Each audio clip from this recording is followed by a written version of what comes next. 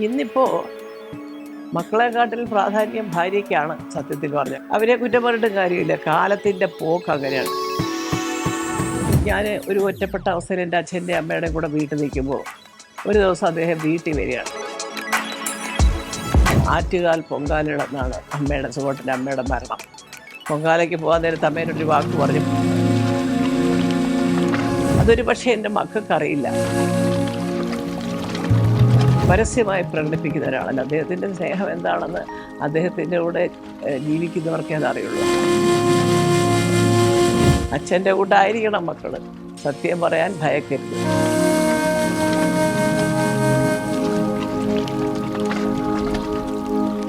എനിക്ക് ഇത്തവണ നിങ്ങളോട് പറയാനുള്ളത്, ഈ ഒരുപാട് പേരുടെ ഒരു സംശയം, ഇങ്ങനെ ഞാനും സുഹോട്ടനും പ്രേമിച്ച് വിവാഹം കഴിച്ചു എന്നാണല്ലോ പറയുന്നത്, അത് ശരിയാണോ? അത് പലർക്കും ശരിയാണോ എന്ന് ആവർത്തിച്ച് ചോദിക്കാനുള്ള കാരണം, അദ്ദേഹത്തിൻ്റെ പ്രേമം വേറൊരു സ്റ്റൈലാണ്. കാരണം എന്താ വെച്ചാൽ ഇന്നത്തെ തലമുറ കുറച്ചുകൂടെ ഒരു എന്താ പറയുക, ഒരു ഷോയിങ് ഓഫ്, അല്ലെങ്കിൽ ഒരു പക്ഷേ എൻ്റെ ഭർത്താവ് അല്ലെങ്കിൽ എൻ്റെ ഭാര്യ എന്നുള്ള ഒരു പുതിയ തലമുറയുടെ ചേഷ്ടകൾ നിങ്ങൾക്കൊക്കെ അറിയാമല്ലോ. ഇപ്പോൾ ഈവൻ ബോളിവുഡിലാണെങ്കിലും പിന്നെ തമിഴ്നാട്ടിലാണെങ്കിലും എല്ലാം അവരുടെ രീതികളൊക്കെ കുറച്ചൊരു പുതിയ തലമുറയ്ക്ക് അനുയോജ്യമായ രീതിയിലുള്ളതായിരിക്കാം. അദ്ദേഹത്തിൻ്റെയൊക്കെ രീതി എന്ന് പറഞ്ഞാൽ തികച്ചും ഒരു പക്ഷേ ഒരു പരിധിവരെ എനിക്ക് അതിനോടൊരു സാമ്യം തോന്നിയിട്ടുള്ളത് മമ്മൂട്ടി, ഓഫ് കോഴ്സ് മോഹൻലാലും ഒക്കെ അതെ. അന്ന് കുറച്ചും കൂടി നമുക്ക് ഒരു ഭാര്യ, അല്ലെങ്കിൽ ഒരു നമ്മൾ ഭാര്യാസമേതനായി എവിടെയെങ്കിലും പോകുമ്പോൾ എൻ്റെ ഭാര്യ എൻ്റെ കൂടെ ഉണ്ട്, എൻ്റെ മക്കളുണ്ട്, കൊച്ചുമക്കളുണ്ട്, അത് വേറൊരു രീതി.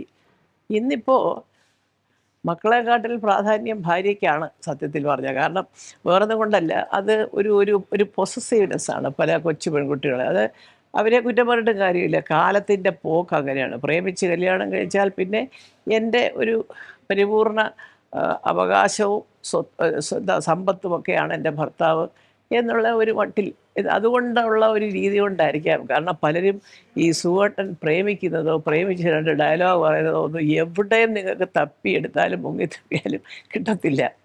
അത് അദ്ദേഹത്തിൻ്റെ ഒരു സ്വഭാവ വൈശിഷ്ട്യമായിരുന്നത്. അദ്ദേഹത്തിന് എന്നോട് സ്നേഹമായിരുന്നു.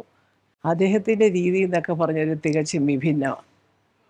ഒരു പ്രത്യേക ജീവിതത്തിൻ്റെ ഒരു പ്രത്യേക ഒരു ഘട്ടത്തിൽ ഞാൻ ഒരു ഒറ്റപ്പെട്ട അവസ്ഥയിൽ എൻ്റെ അച്ഛൻ്റെ അമ്മയുടെയും കൂടെ വീട്ടിൽ നിൽക്കുമ്പോൾ ഒരു ദിവസം അദ്ദേഹം വീട്ടിൽ വരികയാണ്. അതാണ് എൻ്റെ അച്ഛനും അമ്മയ്ക്കും അദ്ദേഹത്തിനുള്ള ഏറ്റവും വലിയ ഇഷ്ടം. വന്ന് എന്നോടല്ല സംസാരിക്കുന്നത്, എൻ്റെ അച്ഛനോട് തന്നെ സംസാരിക്കുന്നു. എനിക്ക് ഈ കുട്ടിയെ ഇഷ്ടമാണ്. എനിക്കും ജീവിതത്തിൽ ഒരുപാട് പാളിച്ചകളുള്ളൊരു വ്യക്തിയാണ്. പക്ഷേ ഒരു പരിധിവരെ ഈ മല്ലിക എന്ന് പറയുന്ന പെൺകുട്ടിയുടെ ഒരു സാമീപ്യം എനിക്ക് കുറേ കൂടെ ഒരു ജീവിതത്തിൽ ഒരു ഡിസിപ്ലിൻ ഉണ്ടാവാൻ ഒരു ചിട്ടപ്പെടുത്തി ഒരു അടുക്ക് ചിട്ടയൊക്കെ ആയിട്ട് ജീവിക്കാൻ സാധിക്കുമെന്നൊരു വിശ്വാസം. അപ്പോൾ അത് ഇവിടുന്ന് ഒരു സമ്മതം കിട്ടിയിട്ട് വേണം എനിക്ക് എൻ്റെ വീട്ടിൽ ചിലരോടെങ്കിലും പറയാൻ. ആ പറഞ്ഞതുപോലെ തന്നെ അച്ഛൻ പറഞ്ഞു, ഞാൻ എൻ്റെ മകനുമായിട്ട് ആലോചിക്കട്ടെ എന്ന് പറഞ്ഞു. ചോദിച്ചു, എല്ലാം സമ്മതിച്ചു. അദ്ദേഹത്തിൻ്റെ അച്ഛനോടും രണ്ട് സഹോദരങ്ങളോടും, സഹോദരി എൻ്റെ കൂടെ പഠിച്ചതാണ്. അപ്പോൾ അങ്ങനെ ഇവരെ ഇത്രയും പേരോട് പറഞ്ഞു. അപ്പോൾ എൻ്റെ അമ്മ ചോദിച്ചു, അമ്മയോ? അപ്പോൾ സുഹൃത്തിൻ്റെ അച്ഛനാണ് അതിന് മറുപടി പറഞ്ഞത്. അമ്മ വരും, 2 ദിവസം കഴിയുമെന്നുള്ളതേ ഉള്ളൂ, കല്യാണത്തിൻ്റെ അന്ന് പ്രതീക്ഷിക്കേണ്ട. കാരണം 2 കൊല്ലമായിട്ട് അവൾ സുമാറിന് കല്യാണം ആലോചിക്കുക. ആ മലബാർ സൈഡിലുള്ള ഒരുപാട് തറവാടുകളിൽ നിന്നൊക്കെയുള്ള പെൺകുട്ടികളെ. പക്ഷേ വരട്ടെ വരട്ടെ വരട്ടെ വരട്ടെ എന്ന് പറഞ്ഞു. ഈ അടുത്ത കാലത്ത് പെൺകുട്ടിയുടെ ഫോട്ടോ വരെ ഞങ്ങൾ അയച്ചു കൊടുത്തു. അപ്പോൾ പറഞ്ഞു, എനിക്കിപ്പം കല്യാണം വേണ്ട എന്ന് പറഞ്ഞ ആളാണ് 4-ാം മാസം എനിക്ക് ഇന്ന ആളെ കല്യാണം കഴിക്കണം എന്നും പറഞ്ഞ് ഞങ്ങളെ അറിയിച്ചത്. അപ്പോൾ എന്നാൽ പിന്നെ അന്നേ അത് അവരങ്ങ് പറഞ്ഞാൽ പോരായിരുന്നു എന്നൊക്കെ പറഞ്ഞ് അച്ഛൻ എൻ്റേതായ സ്വാഭാവികമായിട്ടും ഒരമ്മയ്ക്ക് തോന്നാവുന്ന എല്ലാ വിഷമവും സങ്കടവും, ഞാനാണെങ്കിലും അങ്ങനെ തന്നെയാണ്. എത്രയോ കല്യാണം ആലോചിച്ചു, എൻ്റെ മോൻ അതിനൊന്നും സമ്മതിക്കാതെ പെട്ടെന്നാണല്ലോ ഇങ്ങനെ അവൻ പറഞ്ഞത് എന്നൊരു പ്രയാസം തോന്നും. പക്ഷേ ആ പ്രയാസമൊക്കെ അധികം നീണ്ടു നിന്നില്ല. വിവാഹം കഴിഞ്ഞ് ഒരാഴ്ച കഴിഞ്ഞ് എൻ്റെ അച്ഛനും അമ്മയും അദ്ദേഹത്തിൻ്റെ അമ്മയൊക്കെ ആയിട്ട് സംസാരിക്കുകയും ഞങ്ങൾ അങ്ങോട്ട് പോവുകയൊക്കെ ചെയ്തു. പൂർവാധികം സന്തോഷത്തോടെയും സ്നേഹത്തോടെയും അമ്മ എന്നെ സ്വീകരിച്ചു.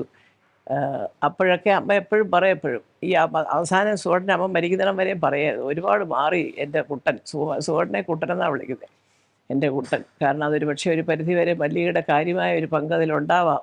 എനിക്കതിൽ സന്തോഷമേ ഉള്ളൂ. എൻ്റെ പൊന്നു മോളെ, അമ്മയ്ക്ക് വലിയ കാര്യമായിരുന്നു. എന്ന് മാത്രമല്ല അവസാനം അമ്മ മരിക്കുന്നത് എൻ്റെ കൂടെ വന്ന് ഞങ്ങളുടെ കൂടെ വന്ന് നിന്ന് ഒരു 1.5 മാസം നിന്ന് ആറ്റുകാൽ പൊങ്കാലയിടന്നാണ് അമ്മയുടെ സുഖേട്ടൻ്റെ അമ്മയുടെ മരണം.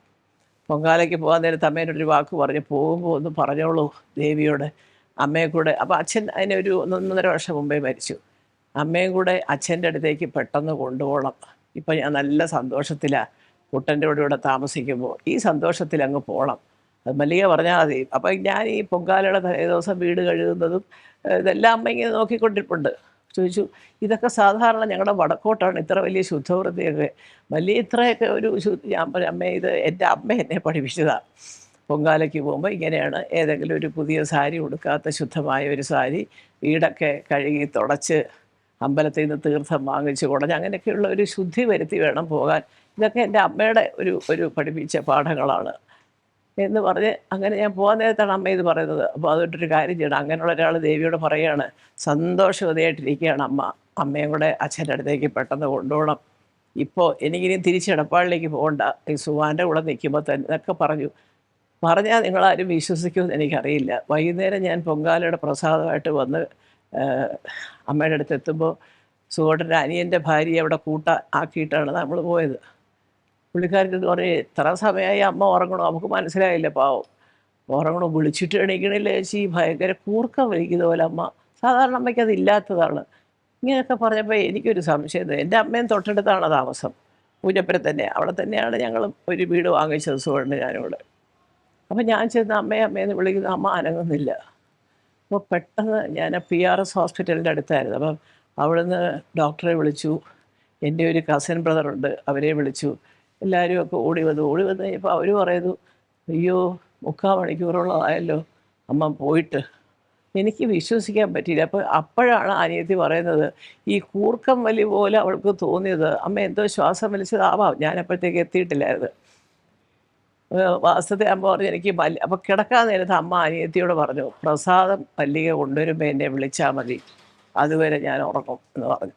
ഈ പറഞ്ഞതുപോലെ എൻ്റെ അമ്മ അടുത്ത് നിന്നിട്ട് പറഞ്ഞു, മോളെ ശരിയോ തെറ്റോ ഒരു ശകലം പ്രസാദം അമ്മയുടെ നെറ്റിക്ക് തൊടിച്ചൊരു ശകലം എടുത്ത് ആ പായസം ഒന്ന് ചെറിയിലും വെച്ചേക്കാൻ പറഞ്ഞു. അത് തെറ്റൊന്നുമില്ല, അമ്മ അത് ആഗ്രഹിച്ച് കിടന്ന ഒരാളല്ലേ. ഏതായാലും വളരെ അത്ഭുതകരമെന്ന് പറയട്ടെ, ഒരു ഗ്ലാസ് വെള്ളം പോലും ആരെ കൊണ്ടും വാങ്ങിച്ചു കുടിപ്പിക്കാതെ പരമഭാഗ്യവതിയായിട്ട് ഒരു വേദനയും അറിയാതെ അമ്മ പോയി എന്നുള്ളതാണ്. അപ്പോൾ അന്ന് സുഖേട്ടൻ ഉത്തരം എന്ന് പറഞ്ഞ ഷൂട്ടിങ്ങിന് ഊട്ടിയിലാണ്. MT വാസുദേവൻ സാറിൻ്റെ, മമ്മൂട്ടിയുണ്ട്, എല്ലാവരും ഉണ്ട് അവിടെ. ഏതായാലും എല്ലാവരും കൂടെ സുഖേട്ടനെ അപ്പം തന്നെ കാറി കയറ്റി വെളുപ്പാങ്കാലമായപ്പോൾ സുഖേട്ടനിങ് എത്തി.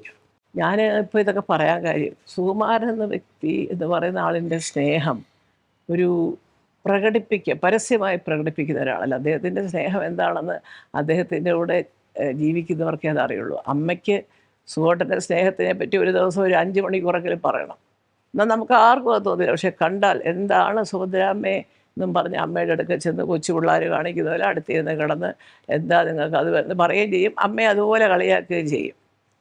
അപ്പോൾ അമ്മയ്ക്ക് ഒരിക്കൽ സ്ട്രോക്ക് വന്നു, ഒരു കൈക്ക്, വലതേ കൈക്ക് ഒരു ചെറിയ സ്വാധീനക്കുറവ്. അപ്പോൾ അന്ന് ഞാനിങ്ങനെ എൻ്റെ കയ്യിലൊരു വള കിടപ്പെടും, വെറുതെ അമ്മ പാവം പറഞ്ഞു, നല്ല ഭംഗി, ഇത് എവിടുന്നാണ് വലിയ എന്ന് ചോദിച്ചു. ഞാൻ പറഞ്ഞു, അമ്മേ ഞാൻ ഇന്നപോലെ ഭീമയെന്ന് വാങ്ങിച്ചതാണ്. നല്ല വള സുകുമാരാണ്. സുഖേട്ടൻ ഇപ്പോൾ വേണമായിരിക്കും വരണം അല്ലേ, അല്ലേ വാങ്ങിച്ചു തരാം, പക്ഷേ ഇപ്പോൾ ഈ കയ്യിൽ ഇത് എങ്ങനെ ഇടും എന്നൊക്കെ പറഞ്ഞിട്ട് ചുമ്മാ അമ്മയും മോനും കൂടെ തമാശയൊക്കെ പറഞ്ഞ്, അമ്മയ്ക്ക് എന്ത് കണ്ടാലും ഞാൻ എന്തുണ്ടാക്കിയാലും എല്ലാം അമ്മയ്ക്ക് വലിയ ഇഷ്ടമായിരുന്നു. ഒരു പലഹാരം ഉണ്ടാക്കി കൊടുത്താലും അമ്മ രുചിയോടെ കഴിക്കും. ആ ഇടയ്ക്കായിരുന്നു എൻ്റെ ചേച്ചിയുടെ മകളുടെ ജന്മനാൾ. അപ്പോൾ അച്ഛനും അമ്മയും കൂടെ പറഞ്ഞു, അമ്മ ഇന്ന് കാറിൽ കയറി കുറച്ച് ദൂരമേ ഉള്ളൂ, ഒരു 2-3 മിനിറ്റ് കൊണ്ട് അവിടെ എത്തും. അവിടെ പോയി ഞങ്ങൾ ഭക്ഷണം കഴിച്ചു. ഇതെല്ലാം കഴിഞ്ഞിട്ടാണ് അമ്മയുടെ ഈ മരണം. അപ്പോൾ ഞാൻ പറയാൻ കാര്യം എന്ന് വെച്ചാൽ, അതിന് ശേഷം സുഖേട്ടൻ്റെ ഒരു രീതി എന്ന് പറയുന്നത്, അമ്മ പോയി അച്ഛനും പോയി, വളരെ ഒരു കൊച്ചു കുട്ടികളുടെ സ്വഭാവം പോലെ ആയിരുന്നു. അതൊരു പക്ഷേ എൻ്റെ മക്കൾക്കറിയില്ല. അതൊന്നും അദ്ദേഹം അവരുടെ മുമ്പിൽ അത്ര പ്രകടമായിട്ട് കാണിക്കാറില്ല. അവരോടൊക്കെ ഒരു ജനറലായിട്ടുള്ള ഉപദേശങ്ങളും തമാശ രൂപേണയുള്ള പറച്ചിലുകളും കമൻസും ഒക്കെ പറയുന്നതല്ലാതെ സീരിയസ് ആയിട്ട് നിങ്ങൾ പറയാനുണ്ടെങ്കിൽ അദ്ദേഹം എന്നെ മാത്രം വിളിച്ചിരുത്തി, ഇന്നതുപോലെയാണ് കാര്യങ്ങൾ, ഇങ്ങനെയൊക്കെ നടക്കണം, ഇങ്ങനെയൊക്കെ ചെയ്യണം എന്ന് പറയാം. അപ്പോൾ ഞാനിത് പറയാൻ കാര്യം, സുകുമാരൻ പ്രേമിച്ചാണ് എന്നെ കെട്ടിയതെന്നുള്ള സംശയം പലർക്കും ഉള്ളത്. ഈ ഒരു പ്രേമ കാമുകൻ പുറകെ നടക്കുന്നത് പോലെയുള്ള ഡയലോഗുകളോ അല്ലെങ്കിൽ പാട്ടുകളോ മൂളിയോ ഒന്നും അദ്ദേഹം നടന്നിട്ടില്ല. അല്ല, അത് തന്നെയാണ് ഞാൻ ഇനി മുമ്പ് ഒരു ഇൻ്റർവ്യൂവിൽ പറഞ്ഞു എന്നാണ് എൻ്റെ ഓർമ്മ. കല്യാണം കഴിഞ്ഞു എന്ന് പറഞ്ഞപ്പോൾ ജയഭാരതിയുടെ അടുത്ത് ആദ്യം ചോദിച്ചത് തമിഴിൽ, யாரு? நம்ம ஆர்டிஸ்ட் சுகுமாரனா? அவரா? ஐய்யய்யோ! அந்த ஆளுங்க കാതലിക്ക தெரியுமா? ഇയാൾക്ക് പ്രേമിക്കാൻ അറിയാവോ? മല്ലിക ഇതുവരെ. കാരണം ഭയങ്കര ഗൗരവക്കാരനാണ്. സെറ്റിൽ വലിയ തമാശ ഒന്നും പറയാനൊന്നും അദ്ദേഹത്തിന് വലിയ വശമില്ല. തമാശയിൽ കൂടെ ചേരും. അത്യാവശ്യം എന്തെങ്കിലും പറയുന്നല്ലാതെ അദ്ദേഹമായിട്ടൊരു തമാശ പറഞ്ഞ് ചിരിപ്പിക്കുന്ന രീതിയൊക്കെ വളരെ കുറവാണ്. അപ്പോൾ അത് അങ്ങനെ വന്നു. എൻ്റെ ജീവിതത്തിൻ്റെ കാര്യം സംസാരിക്കാൻ എൻ്റെ അച്ഛനെ കാണാൻ വന്നു. സംസാരിക്കുന്നു. ഞാൻ ഈ പറഞ്ഞതുപോലെ എല്ലാം മംഗളമായിട്ട് കലാശിക്കുന്നു. അവിടെയാണ് ഞങ്ങളുടെ ജീവിതം തുടങ്ങുന്നത്. അതിനുശേഷം ഒരുപക്ഷേ ഞാൻ എൻ്റെ ജീവിതത്തിലെ ഏറ്റവും സുഖകരമായിട്ട് ഒന്നും അറിയാതെ, ഒരു ടെൻഷനില്ലാതെ, ഒരു വിഷമങ്ങൾ അറിയിക്കാതെ, ഞാൻ മാത്രമല്ല കേട്ടോ, എൻ്റെ അച്ഛനും അമ്മയൊക്കെ അടുത്താണ് താമസം. അവരുമൊക്കെ എപ്പോഴും പറയും സുഖേട്ടൻ അവിടെ ചെല്ലുന്നത് എൻ്റെ അച്ഛനൊക്കെ വലിയ കാര്യമാണ്. പുള്ളി ഒരു മകനെ പോലെയാണ്. അന്ന് എൻ്റെ ചേട്ടൻ ഇവിടെ ന്യൂസിലൻഡിലും അമേരിക്കയിലും ഒക്കെ ആയിട്ട് പല പല ഈ ഓങ്കോളജി, ഹീമറ്റോളജി എന്നൊക്കെ പറഞ്ഞ് നടക്കുന്ന സമയമാണ്. അപ്പോൾ ഒരു പക്ഷേ എപ്പോഴും പറയാറുണ്ട്, ഒരു മകനെ പോലെയുള്ള ഒരു പ്രവൃത്തിയും പെരുമാറ്റവും വർത്തമാനമാണ് സുകുമാരൻ്റേതെന്ന് പറയാറുണ്ട്. എല്ലാവരും ഉണ്ടെങ്കിലും അത് ഇളയ ചേച്ചി നൈജീരിയയിലാണ്. അപ്പോൾ പലരും പല സ്ഥലത്തായതുകൊണ്ട് ഞങ്ങളാണ് അടുത്തുള്ള ആൾക്കാർ. അപ്പോൾ അങ്ങനെ ഒരു പക്ഷേ എല്ലാവരെ കൊണ്ടും ഒരുപാട് സ്നേഹിക്കാൻ അറിയാവുന്ന ഒരാളാണ് എന്ന് പേര് കേൾപ്പിച്ചിട്ടുള്ള ഒരാളാണ് സുകുമാരൻ. പക്ഷേ പുറത്ത് നിൽക്കുന്ന സുഹൃത്തുക്കൾക്ക് അദ്ദേഹം വളരെ ഗൗരവക്കാരനാണ്. ഭയങ്കര ചിലരൊക്കെ പണ്ട് പറയുന്നത് അഹങ്കാരിയാണ്, ആരെയും വകവയ്ക്കില്ല. അല്ല, അതൊക്കെ ഇപ്പോൾ ഈ പറഞ്ഞതിലൂടെ ഞങ്ങളുടെ വീട്ടിൽ പലരും തുടക്കത്തിൽ അങ്ങനെയൊക്കെ കേൾക്കും. കാരണം അത് ഒന്ന് മനസ്സിലാക്കണം. ഈ പറഞ്ഞതിൻ്റെ തൊട്ട് അച്ഛൻ്റെ കൂട്ടാണ് മകൻ എന്ന് പറയുന്നത് ഞാനതിൽ അഭിമാനിക്കുന്ന ഒരു അമ്മയാണ്. അച്ഛൻ്റെ കൂട്ടായിരിക്കണം മക്കൾ. സത്യം പറയാൻ ഭയക്കരുത്. എന്തിനാ ഭയക്കുന്നത്? ഒരു കാര്യം സത്യമാണ്. നമ്മൾ കണ്ടിട്ടില്ലാത്ത ഒരു കാര്യം അങ്ങനെയാണ് എന്ന് ഞാൻ പറയാറുണ്ട്. എനിക്കറിയില്ല, ഇങ്ങനെയൊക്കെ എല്ലാവരും പറഞ്ഞ് ഞാൻ കണ്ടിട്ടില്ല, എനിക്ക് അറിഞ്ഞുകൂടാ, ഞാനത് വിശ്വസിക്കുന്നുമില്ല എന്ന് പറയാം. അങ്ങനെയുള്ള കാര്യങ്ങൾ പറയാനാണെങ്കിലും അതല്ലാതെ പൊതുവായ ഒരു കാര്യമാണെങ്കിലും ഒരു പത്രവാർത്ത അടിസ്ഥാനമാക്കി നമുക്ക് വല്ലതും പറയണമെങ്കിലും നമ്മൾ ആരെയാണ് ഭയക്കേണ്ടത്? ഇത് ആത്മാർത്ഥമായിട്ട് വിവരമുള്ളവർക്ക്, മനസ്സാക്ഷിയുള്ളവർക്ക് നമ്മളൊക്കെ പറയുമ്പോൾ ആ പറഞ്ഞതിലൊരു കാര്യമുണ്ട് കേട്ടോ എന്ന് പറയാനറിയാം. പിന്നെ പണിയൊന്നും ഇല്ലാത്തവരൊരു ഭാഗത്തു നിന്ന് ചീത്ത വിളിക്കും. അതൊന്നും അത്ര വലിയ കാര്യമാക്കരുത്. കാരണം അത് അവരുടെ ജീവിതമാർഗ്ഗം. നമുക്ക് ജീവിക്കാൻ വേറെ മാർഗ്ഗം ഉണ്ടല്ലോ. വ്യവസായിച്ച് സിനിമയുണ്ട്, അച്ഛനമ്മമാരൊക്കെ ഉണ്ടാക്കിയിട്ട് വന്നിരിക്കുന്ന അത്യാവശ്യം ചുറ്റുപാടുകൾക്ക് ഉള്ള കാര്യങ്ങളുണ്ട്. അതൊക്കെ നോക്കിയാൽ പോരെ.